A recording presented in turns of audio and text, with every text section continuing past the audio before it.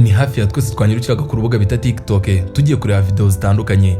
Ni video z'abastari dukunda, haba abakinnyi ba filime, abahanzi ndetse n'abandi batandukanye bakora video zitandukanye kuri uru rubuga. Gusa ariko by'umwihariko ndagira ngo tuze kwibanda ku baturuka muri Amerika.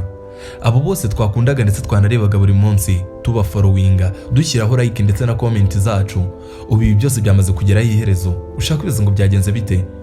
Ubu kugeza kuri uyu munsi muri Amerika, icyo bita TikTok yamaze kuba umugani, ndetse n'itegeko rihagarika runo rubuga muri Amerika. Iri tegeko ryamaze gushyirwa mu bikorwa.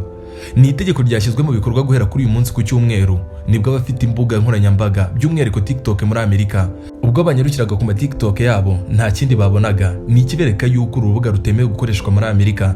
Ikintu cyonyine bashoboraga gukora ni ukuba wakinjira muri uru rubuga ugakoraho amakuru yawe ndetse na video zawe ukaba wazibika ahantu ku ruhande. Gusa ariko ikijyanye no gupostinga ndetse n'ibindi bitandukanye bakoreragaho, ibyo byose byahagaze. By'umwihariko nicyo bita live ni kimwe mu bintu byakundwaga cyane.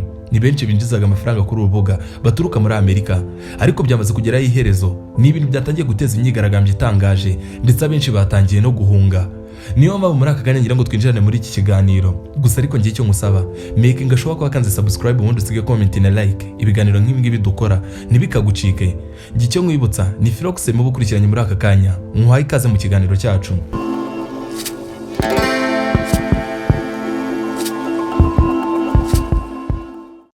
Kuri iyi si y'abazima, iyi si ikoresha ikoranabuhanga ku rundi rwego, iyi si tubayeho kugeza kuri uyu munsi.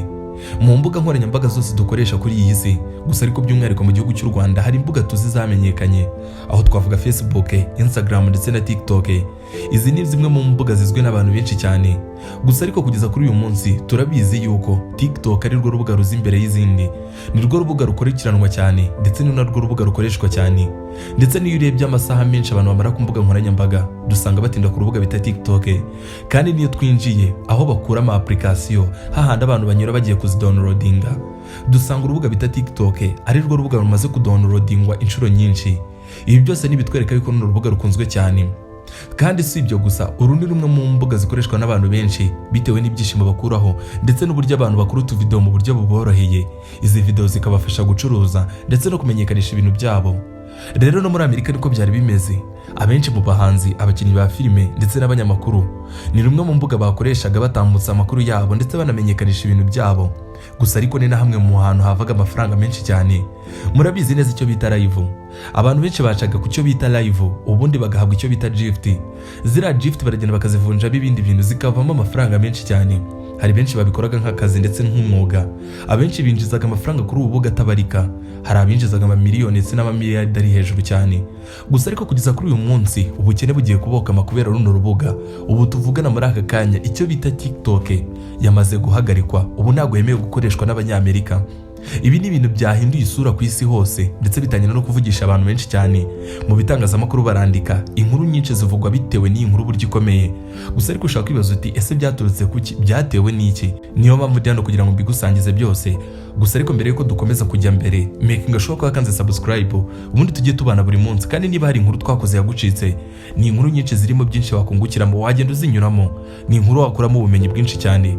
Gusa reka twikomereze. Ubundi runo rubuga iyo tugeze muri Amerika dusanga abasaga miliyoni 170 aribo bantu barukoreshaga. Gusa ariko kugeza kuri uyu munsi izo miliyoni zose nkubwiye ubu ntabwo zemerewe gupostinga ndetse no kugira igikorwa icyo ari cyo cyose bakorera kuri uru rubuga, kuko itegeko ry'Abanyamerika rihakana yuko TikTok itemerewe gukoreshwa mu gihugu cyabo. Itegeko ryamaze gushyirwaho umukono. Ibi ni ibintu byambaje Abanyamerika benshi, abenshi bahise batangira kuba impunzi. Ntago ari impunzi zigaragara zigenda mu muhanda. Hari urundi rubuga bita Red Note rw'Abashinwa, abenshi batangiye kuruhungiraho. Ni urubuga rujya gukora nk'uru rubuga bita TikTok. Ibi ni ibintu byakomeje guteza icyo bita imvururu ku mbuga nkoranyambaga zitandukanye. Gusa ariko ushaka kwibaza uti ese impamvu nyamukuru yatumye Abanyamerika bahagarika runo rubuga ni iyihe? Abanyamerika bagiye batanga impamvu zitandukanye bavuga yuko urubuga bita TikTok rw'Abashinwa ari urubuga Abashinwa bashobora gukoresha bari kwiba amakuru y'ibanga ndetse bashobora gukoresha nko mu butasi. Abantu bagiye babona uburyo batangaza amakuru bari gukora icyo bita login, bari gucreate icyo bita account kuri uru rubuga bita TikTok. Uzabicunge twebwe batwaka icyo bita email cyangwa nimero ya telefone, ubundi ugashyiramo n'icyo bita password kugira ngo ukomeze. Gusa ariko iyo ukomeje kurukoresha ni amakuru menshi agenda akorana narwo. hari aho bajya bagusaba yuko TikTok ishobora kuba yakontorora icyo bita contact, nimero za telefone ufite. Abanyamerika rero bagize impungenge bavuga bati abashinwa kubera tekinoloji yabo iri hejuru bashobora kuzifashisha runo rubuga kugira ngo bajye biba amakuru ndetse banarukoreshe mu butasi. Rero ibi ngibi nibyo byatanzwe mu birego bikomeye cyane abanyamerika bashinja runo rubuga bita TikTok, ndetse biza kuba imvururu. Murabyibuka mu minsi yashize bashatse kuruhagarika ariko biranga, gusa ariko kugeza kuri uyu munsi byamaze kujya mu bikorwa. Rero izo mpamvu barazisuzumye basanga abanyamerika zo bari gutanga ari ukuri, kuko abanyamerika bari bafite umubare munini bakoresha runo rubuga, abasaga miliyoni 170 nk'uko nabikubwiye. Rero muri uko kujya muri ibyo bibazo, Amerika yasabye ikintu kimwe gusa, kuba runo rubuga rwakwemera gukoreshwa muri Amerika ari uko ruri mu biganza by'abanyamerika, rukaba rwagurwa na kimwe mu bigo bikomeye muri Amerika cyangwa umwe mu bakire. Mwatangiye kubibona nk'uwo bita Mr Beast yahise atanga igitekerezo yuko ashobora kugura TikTok, gusa ariko abashinwa nabo bahakaniye. Abashinwa ntabwo bifuza gutakaza runo rubuga, rumwe mu mbuga zikoreshwa kuri iyi si. Rero ibi ni ibibazo byakomeje gukomera cyane, gusa ariko abashinwa nabo bakomeye ku rubuga rwabo. Gusa ariko ushaka kwibaza uti se abo ngabo b'impunzi byatewe n'iki? Muri kumva abo bitenga impunzi za TikTok, aba ngaba bamaze guhindura, ubu bageze ku rubuga bita Red Note. Uru ni urubuga narwo rw'abashinwa, urubuga rukora nka TikTok, gusa nawe ushobora kugaragaza video zawe, ugatangaza ibyawe ndetse ukamenyekanisha n'ibikorwa byawe. Abenshi nibwo bari guhungiraho. Gusa ariko ushaka kwibaza ngo ese igihombo TikTok igiye guteza abanyamerika ni ikihe? Iki ni igihombo kita kigaragara neza cyane cy'uburyo abanyamerika bagiye guhura n'ibibazo bikomeye kuba runo rubuga bita TikTok ruhagaze. Uru ni urubuga rwabafashaga kumenyekanisha ibyabo ndetse no gukora ibikorwa byinshi bitandukanye. Gusa ariko ndagira ngo twinjire muri iki gihombo neza dukoresha ino mibare. Ubu kugeza kuri uyu munsi iyo turebye ku rubuga rwa TikTok, umwe mu bantu bakurikiranwaga cyane kuri urubuga bita TikTok ni umunyamerika w'umwirabura, muramuzi neza cyane, uwo no bita Kabilame. Uyu nguyu yari afite miliyoni zimukurikira, niyo muntu wari uri imbere y'abandi. Uyu amafaranga yashoboraga kwinjiza kuri urubuga bita TikTok ni amafaranga menshi cyane, amafaranga abarirwa mu miliyari y'amanyarwanda. Ubu kugeza kuri uyu munsi uribaza ute se ayo mafaranga azongera kuyakura hehe? Aya mafaranga ndetse n'ubwamamare yari afite kuri TikTok byamuzaga n'ibigo bikomeye, ibigo yamamarizaga, ibigo byamuherezaga amafaranga bikamusinyisha ndetse n'amakontara atandukanye, kandi n'ibikorwa bye bitandukanye ku ruhande nabyo bikazamuka ku rundi rwego. Uru rubuga bita TikTok rwamufashaga kwamamaza video ze zajyaga ku rundi rubuga bita YouTube, maze abantu bakazibona bakanyarukira n'ahandi bakazireba, bityo ibikorwa by'umugabo bikazamuka.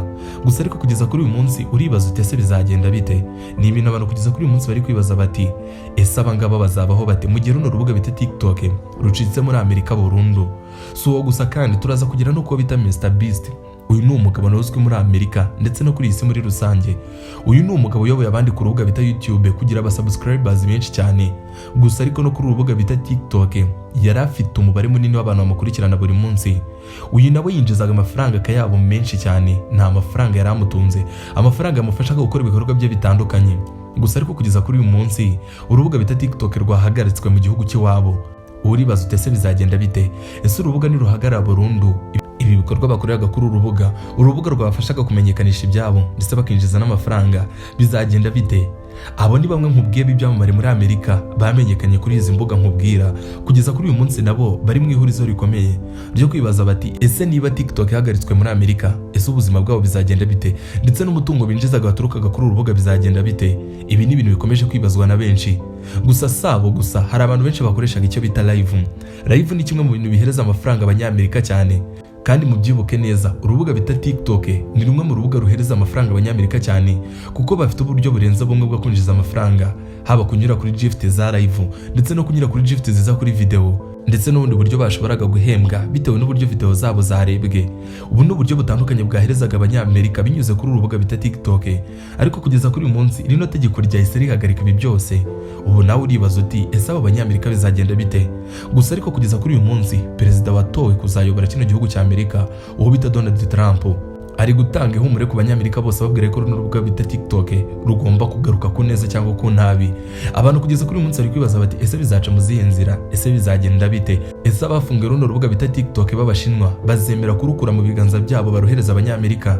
Ni ikibazo gikomeje kwibazwa na benshi, hibazwa uburyo uyu nguyu bita Donald Trump azabigenza kugira ngo TikTok igaruke muri Amerika. Gusa ariko kuba TikTok ihagaritswe muri Amerika ntago ari ibibazo gusa biri muri Amerika. Ndaje tujye no mu gihugu cy'u Rwanda ubu kugeza kuri uyu munsi abenshi bakoresha TikTok bamaze guhangayika.